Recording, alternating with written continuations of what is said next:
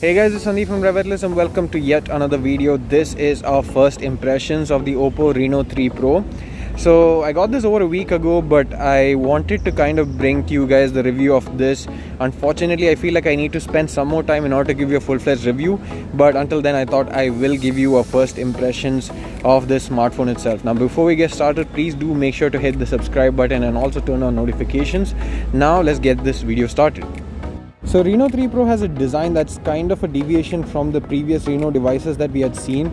You no longer have that strip running across the back that sort of accentuates the design and gives it that unique feeling, but at the end it's still a device that has good ergonomics. It feels good in the hand, and despite having a large 6.4-inch display, it still doesn't feel as big or as unwieldy and as easy to handle as well.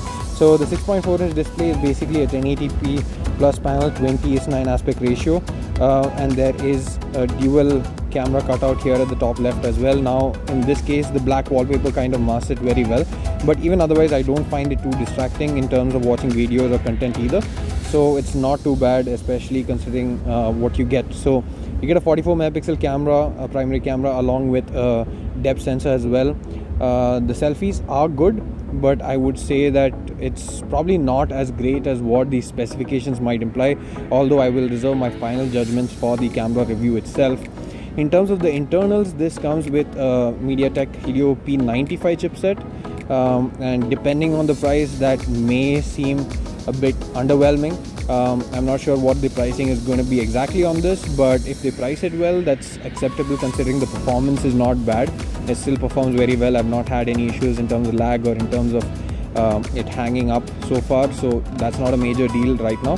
But if they do price it, then some of you who are looking for high-end performance from a smartphone, especially in the higher-end price segment, might find it a bit disappointing in that sense. So this comes with 8 GB of RAM by default on all variants. There's 128 and 256 GB of storage options available. This one is with 128, and this particular color is actually the black variant. And if you see, the back is actually not glass. It's designed to look like glass, and there's a slight gradient and a sort of reflective finish at the back as well. Makes it hard to capture a bit on camera, but it is there. But the black variant is probably the least attractive looking of the three colors. There's also a blue and a sky white as well. I like the blue the most among all three, but if you're one who likes subtle designs and stuff, then I think this would be one for you. At the back you basically get 4 cameras, out of which the primary is a 64 megapixel Samsung GW1 sensor. Even though they're not actually disclosing the sensor, the specifications including sensor size of 1 by 1.72 inches correlates to it being a Samsung GW1 sensor. You also get a 13 megapixel telephoto camera at the back. It's actually a 2x optical zoom lens, and the stabilization is really good in camera, actually, even at 5x, which is the hybrid zoom model. So even at that sort of zoom range, you get excellent stabilization, and overall the shots seem good from both the primary camera as well as the telephoto camera.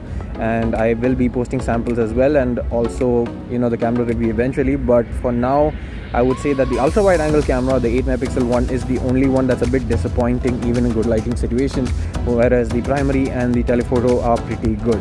Now this comes with a 4000 mAh, 4025 to be exact, mAh battery under the hood that gives you good enough power for days of use.